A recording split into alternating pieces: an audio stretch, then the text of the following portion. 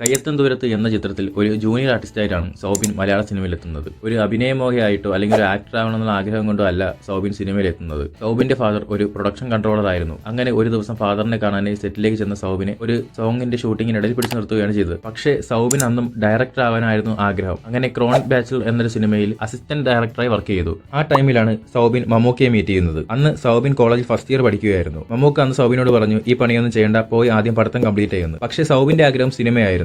സൗബിൻ വീണ്ടും കുറെ പടങ്ങളിൽ ഫാസിൽ സാറിന്റെയും സിദ്ദിഖ് സാറിന്റെയും ഒക്കെ പടങ്ങളിൽ അസിസ്റ്റന്റ് ഡയറക്ടറായി വർക്ക് ചെയ്തു. അസിസ്റ്റന്റ് ഡയറക്ടറായി വർക്ക് ചെയ്യുന്ന ടൈമിലാണ് സൗബിൻ അമൽ നീരദിനെ പരിചയപ്പെടുന്നത്. ദിലീപേട്ടന്റെ ബോഡി ഗാർഡ് ഷൂട്ടിംഗ് നടക്കുന്ന ടൈമിൽ പാച്ച് വർക്കിനായി എത്തുന്ന അമൽ നീരദിനെ സൗബിൻ കാണുകയും പിന്നീട് അൻവർ സിനിമയിൽ അസിസ്റ്റന്റ് ഡയറക്ടറായി വർക്ക് ചെയ്യുകയും ചെയ്തു. പിന്നീട് പുള്ളി അമൽ നീരദിന്റെ കൂടെയായിരുന്നു. പിന്നീട് ആദ്യമായി സിനിമയിൽ ഒരു ക്യാരക്ടർ ചെയ്യുന്നത് രാജീവ് രവിയുടെ അന്നേ റസൂൽ എന്ന സിനിമയിലാണ്. അന്ന് ഈ രാജീവ് രവിയും അമൽ നീരദും ഒക്കെ പരിചയക്കാരായിരുന്നു. സോ അവർ സിനിമയെ പറ്റി സംസാരിക്കാറുണ്ടായിരുന്നു. സോ ഇവരെല്ലാം സൗബിനും പരിചയമുണ്ടായിരുന്നു. അങ്ങനെ ഒരു ദിവസം അന്നേ റസൂൽ എന്ന സിനിമയുടെ ചർച്ച നടക്കുന്ന ടൈമിൽ അങ്ങനെ ഒരു ദിവസം രാജീവ് രവി ഫഹദിനോട് പറഞ്ഞു, ഈ ചിത്രത്തിൽ കൂട്ടുകാരുടെ വേഷം ചെയ്യാൻ ഇവരെ പോലെയുള്ളവരെയാണ് വേണ്ടത് എന്ന് പറഞ്ഞ് ഷൈനെയും സൗബിനെയും ചൂണ്ടിക്കാണിച്ചു. അപ്പോൾ ഫഹദാണ് പറഞ്ഞത്, എന്നാൽ ആ വേഷം ഇവർ തന്നെ അങ്ങ് ചെയ്യട്ടെ എന്ന്. അങ്ങനെയാണ് സൗബിൻ അന്നേ റസൂലിൽ അഭിനയിക്കുന്നത്. സൗബിന്റെ കഥാപാത്രം ചിത്രത്തിൽ ത്രൂ ഔട്ടുള്ളതും പ്രേക്ഷക ശ്രദ്ധ നേടിയതുമായിരുന്നു. അതിനുശേഷം കുറച്ച് സിനിമകളിൽ ചെറിയ ചെറിയ വേഷങ്ങളൊക്കെ ചെയ്തു. കടൽ കടന്നൊരു മാത്തുക്കുട്ടി, 5 സുന്ദരികൾ, യോബിന്റെ പുസ്തകം, ഇതെല്ലാം തന്നെ സൗബിൻ അസിസ്റ്റന്റ് ചെയ്തവരുടെ സിനിമകളായിരുന്നു. പിന്നീട് കുറച്ചുകൂടി ജനശ്രദ്ധ നേടിയ ഒരു വേഷമായിരുന്നു ചന്ദ്രേട്ടൻ എവിടെയാ എന്ന സിനിമയിലെ സുമേഷ്. പിന്നീട് സൗബിന് കൂടുതൽ റീച്ച് കിട്ടിയത് പ്രേമത്തിലെ ആ PT സാറിന്റെ വേഷത്തിലൂടെയാണ്. സിമ്പിൾ സ്റ്റെപ്പ് പറ്റാത്ത നമ്മുടെ PT സാർ. സോ ഈ വർഷം സൗബിൻ 5 സിനിമകളിൽ അഭിനയിച്ചു. ഈ സിനിമകളിലെ എല്ലാ വേഷവും തന്നെ ശ്രദ്ധിക്കപ്പെട്ടവയായിരുന്നു. പിന്നെ പുള്ളിയുടെ കരിയറിലെ വേറൊരു കിടിലൻ കഥാപാത്രമായിരുന്നു മഹേഷിന്റെ പ്രതികാരത്തിലെ വേഷം. അങ്ങനെ കോമഡി റോളുകൾ മാത്രം ചെയ്തുകൊണ്ടിരുന്ന സൗബിന്റെ വേറിട്ടൊരു കഥാപാത്രമായിരുന്നു കമ്മട്ടിപ്പാടത്തിലെ കരാട്ടെ ബിജു. വീണ്ടും പുള്ളി കുറെ സിനിമകളൊക്കെ ചെയ്തു. അതിനുശേഷം 2017 തന്റെ ഫസ്റ്റ് ഡയറക്ടോറിയൽ ഫിലിം പറവ പുറത്തിറങ്ങി. സോ ഡയറക്ടർ ആവണമെന്ന് ആഗ്രഹിച്ചു വന്ന സൗബിൻ ആ ആഗ്രഹം പറവ എന്ന ഫിലിമിനോട് സാധിച്ചു. അൻവർ റഷീദാണ് ഈ പടം പ്രൊഡ്യൂസ് ചെയ്തത്. ഇതിന്റെ കഥ